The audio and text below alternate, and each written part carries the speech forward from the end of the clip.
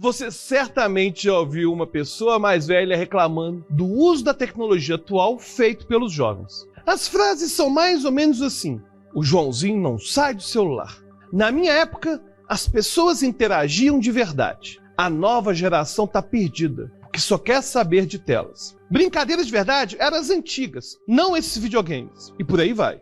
É claro que temos muitos problemas quando o uso é desenfreado e quando as crianças são inseridas de maneira muito precoce no mundo das telas. Em alguns casos, principalmente na primeira infância, a criança pode estar perdendo estímulos muito importantes para a idade, principalmente no que diz respeito à socialização e à exploração do mundo. Mas essa é uma discussão para outro dia e vocês podem deixar nos comentários falando se vocês querem um vídeo sobre esse assunto. Mas uma vez que os grandes alvos de crítica são os adolescentes, hoje nós nos concentraremos nessa população. Afinal, quais seriam os malefícios do uso dos smartphones e de outros dispositivos para a juventude? Como as novas tecnologias alteraram os comportamentos e a socialização deles? A mudança foi para pior? Então assiste o vídeo até o final, porque é sobre isso que vamos falar nesse episódio. E usaremos como base um capítulo do livro O Adolescente, da editora O Grefg, escrito pelo professor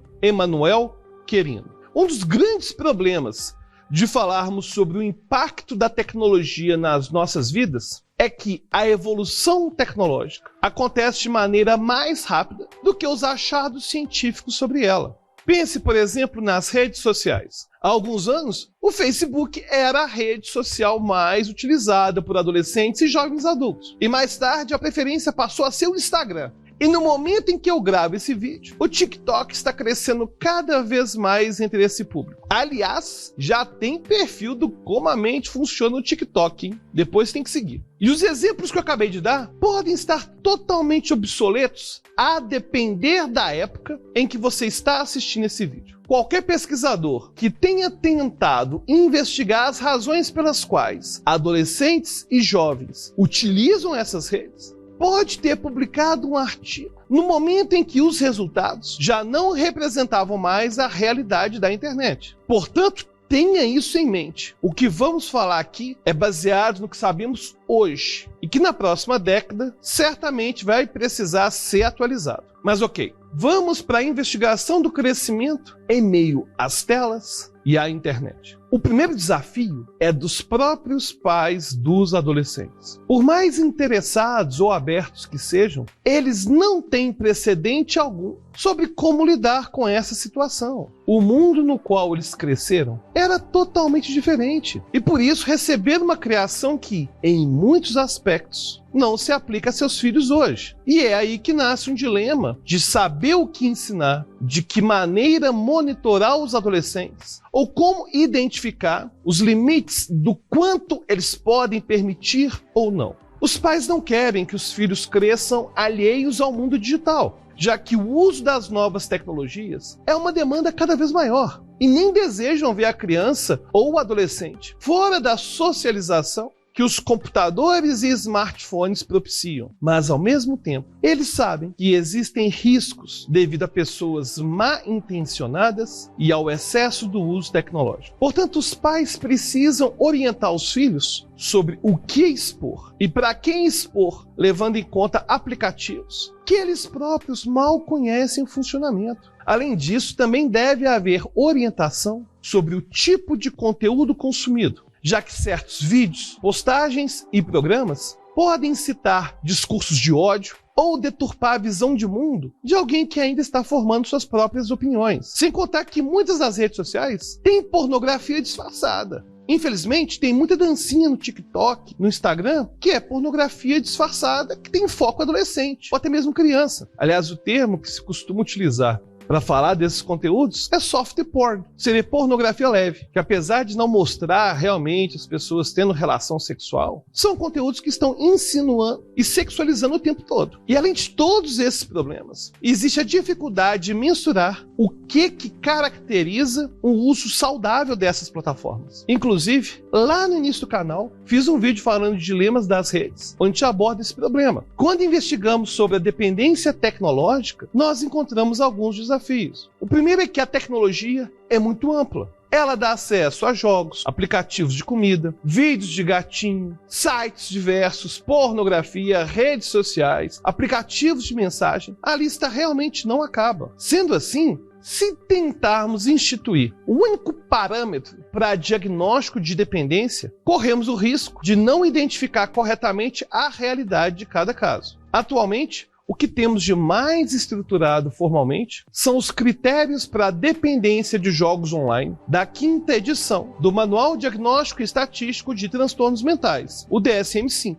E para a dependência de games, na 11ª edição da Classificação Internacional de Doenças, o CID-11. Inclusive, em um dos primeiros vídeos aqui do canal, nós falamos sobre vícios em jogos. Depois você pode dar uma conferida. Mas esse diagnóstico está longe de representar toda a abrangência do abuso tecnológico. E não é apenas a multiplicidade de usos da tecnologia que dificulta esse processo. Outro motivo pelo qual ainda não temos critérios claros para muitos desses diagnósticos é, como já falamos, a velocidade com a qual as mudanças acontecem. Mas levando tudo isso em conta, alguns pesquisadores têm proposto 3 grandes classificações daqueles que fazem usos problemáticos das tecnologias. A primeira seria dos fubbers, que se trata daqueles que fazem uso exagerado e prejudicial dos smartphones. A segunda classificação seria dos homebodies, e abrange os indivíduos com uso prejudicial de dispositivos estáticos, como desktops, que são os computadores de mesa,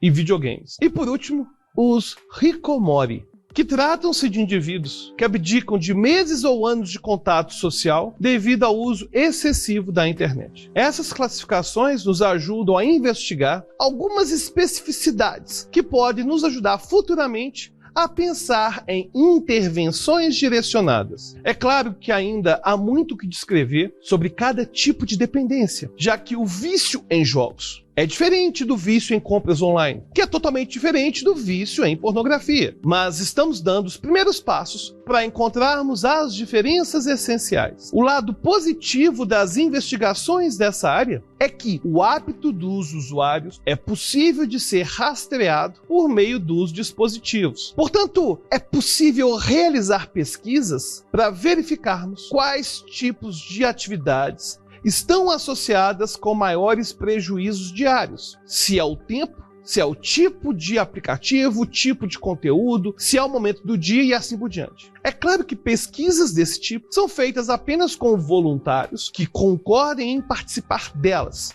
sabendo inclusive quais dados serão coletados. A grande vantagem é que podemos ter uma maneira muito mais precisa de avaliar o comportamento dos usuários do que aquilo que é feito nas pesquisas da área da dependência química, que podem se basear apenas no relato impreciso dos indivíduos ou em alguns poucos testes para mensurar seus consumos. Bom, se encontrar parâmetros para o uso tecnológico problemático já é uma dificuldade para estudiosos do assunto, imagine para pais e para cuidadores. Até que ponto eles devem deixar os filhos mexerem nos dispositivos sem retirar a diversão e a socialização deles, ou sem abrir margem para uma dependência? A verdade é que é difícil saber, mas não é necessário que tenhamos uma categoria diagnóstica para perceber quando a pessoa está tendo malefícios na vida devido ao uso excessivo de equipamentos tecnológicos. Os pais devem ficar atentos aos prejuízos causados nos casos em que a tecnologia impede o filho de lidar com as atividades e demandas diárias, quando interfere, por exemplo, no autocuidado, nas necessidades básicas, na higiene, ou quando afeta a socialização cara a cara. E vamos aproveitar que falamos sobre vícios na adolescência para abordar sobre o consumo de pornografia. Nós temos uma playlist aqui no canal totalmente voltada para esse assunto. Depois de ver esse vídeo, dá uma conferida. Mas vamos focar aqui em como a pornografia afeta a adolescência. E veremos que não há um único efeito. Os maiores problemas do consumo da pornografia na adolescência é que os indivíduos desenvolvem uma noção do sexo a partir do conteúdo pornográfico, que na maior parte das vezes não representa o comportamento sexual como ele realmente é.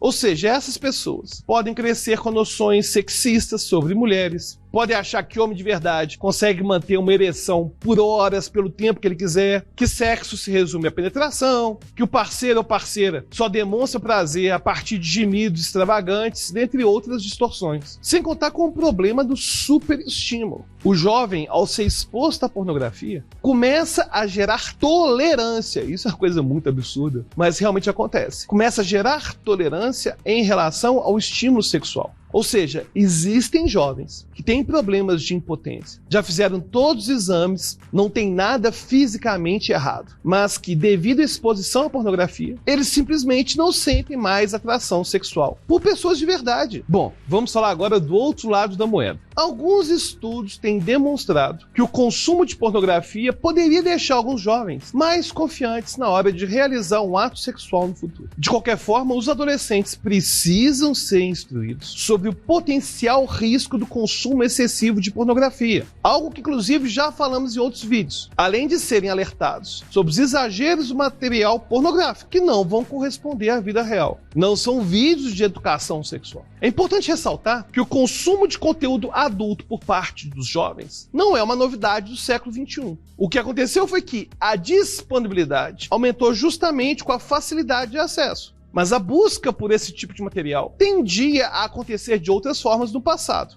Por exemplo, por meio da busca de revista. Ou seja, os jovens de hoje buscam ter contatos com materiais pornográficos como os jovens do século XX. A diferença é a disponibilidade. Nos anos 80, os adolescentes iam conseguir num dia lá no colégio ter uma Playboy clandestina e ia ver um pedacinho de um peito à distância. E o jovem de hoje, se ele quiser ver uma orgia envolvendo cabra e camelo, ele vai encontrar muito facilmente. Ou seja, a busca por materiais eróticos ou pornográficos na adolescência é natural, já que a puberdade é o início do processo de maturidade sexual. E é quando os indivíduos começam a se interessar pelas descobertas sobre o sexo, sobre seu corpo e sobre o corpo de potenciais parceiros íntimos. E por falar desse tópico, não dá para deixar de lembrar dos chamados nudes, que tratam-se do envio de fotos íntimas. É óbvio que as consequências desse ato podem ser as piores possíveis, como o vazamento de fotos feito pela pessoa que as recebeu, algo que certamente gera exposição negativa da vítima. Mas por incrível que pareça, alguns estudos têm demonstrado que, sob certas condições, essa prática poderia ter efeitos saudáveis para alguns indivíduos. Além disso, a proibição por si só não garante que os adolescentes deixarão de enviar esse tipo de conteúdo para as pessoas com as quais elas se relacionam ou desejam se relacionar. Portanto, a indicação de evitar esse tipo de prática pode sim fazer sentido na medida em que diminui as chances dos adolescentes se exporem a situações prejudiciais, mas isso não deve ser feito em tom proibitivo, visto que pode gerar o efeito contrário. Aliás, quem conhece adolescente sabem que a proibição é o primeiro passo para o desejo de eles fazerem alguma coisa. Isso porque a pesquisa tem apontado que pais muito rigorosos têm filhas com maiores inseguranças sexuais e com maiores frequências de envio de nudes. Aliás, é aquele caso clássico, da adolescente com pais rígidos que sempre namora sentadinha no sofá e engravida na adolescência. Ocorre que nesses casos, os pais são inflexíveis e pouco comunicativos quanto à sexualidade. Portanto, os perigos reais dessas práticas não ficam esclarecidos. Mais eficaz do que proibir é orientar quando, como e para quem enviar fotos íntimas. O pai ou a mãe deve primeiro compreender que o meio tecnológico para o filho ou para a filha é tão natural para eles quanto o ambiente lá de fora. Feito isso, devem mostrar a importância de relacionamentos saudáveis com pessoas nas quais se pode confiar e que o envio de fotos, se for ocorrer,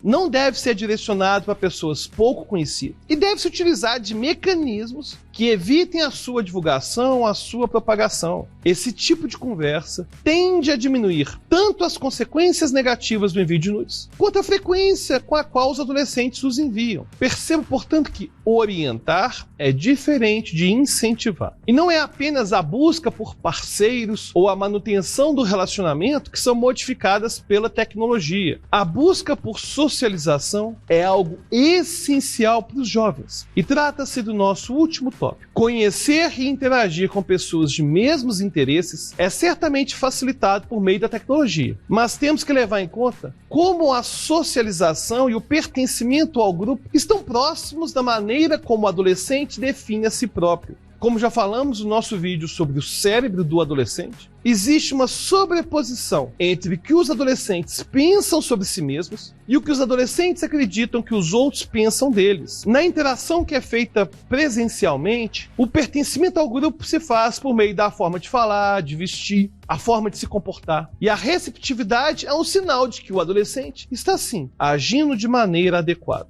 Na internet, contudo, outras informações são usadas para indicar a aceitação, como número de curtidas, número de comentários numa foto, ou uma declaração qualquer em 280 caracteres. Dessa maneira, os indivíduos podem priorizar a exposição de certas características ou ângulos, ao passo que exclui tudo aquilo que, na visão deles, tem uma recepção baixa. Como consequência, os adolescentes tentam alterar seus padrões físicos, comportamentais e até mesmo seus gostos pessoais para se adequarem àquilo que trouxer melhor feedback virtual. Aquilo que vai trazer mais curtidas, mais comentários. E é claro que isso pode impactar na autoestima e nos hábitos de forma positiva ou negativa. Ao mesmo tempo que movimentos para a valorização de corpos fora do padrão podem fazer alguém se sentir mais confiante para socializar, a resposta coletiva a uma única direção pode sim trazer insegurança. E daí vem a importância de explicar aos mais jovens que eles não devem se resumir aos números e comentários de redes sociais. Aliás, eu já vi criança de 5, 6 anos de idade perguntando para os pais sobre a performance